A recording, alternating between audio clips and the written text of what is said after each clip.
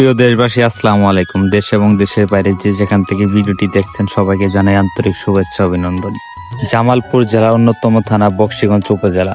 বকশীগঞ্জ উপজেলা আজকে চলে আসছি নইমিয়া বাজারে। জামালপুর জেলা অন্যতম বকশীগঞ্জ থানার এই নইমিয়ার হাটের দই সারা দেশে বিখ্যাত। এখানে বিভিন্ন জায়গা থেকে মানুষজন দই কিনতে আসে এই নইমিয়া বাজারে।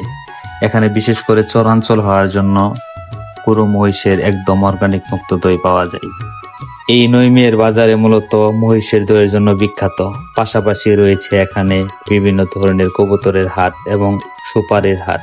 আপনারা যদি নইমিয়া বাজারে আসেন মঙ্গলবার ও শনিবার, তাহলে এখানে বিভিন্ন ধরনের কবুতর পাশাপাশি গরু মহিষ সব ধরনের হাট এখানে দেখতে পারবেন। নিত্য প্রয়োজনীয় সুপারি ও মহিষের দই এই বাজার থেকে আপনি নিয়ে যেতে পারবেন।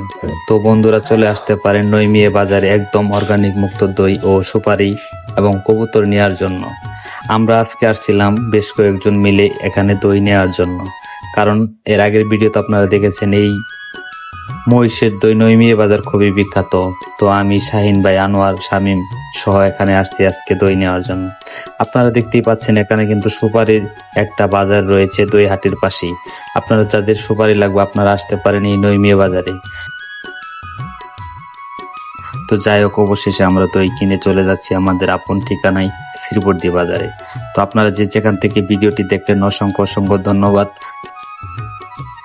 শেরপুর জেলার শ্রীবর্দী, বকশীগঞ্জ এবং ঝিনাইগাতীর পাশের লোক যারা আছেন তারা যদি দই নিতে চান একদম গরু মহিষের অর্গানিক দই, তাহলে চলে আসতে পারেন নইমিয়া বাজারে। এখানে আপনি দেখে শুনে একদম ভালো দই পাবেন। তো ভালো থাকেন, আসসালামু আলাইকুম।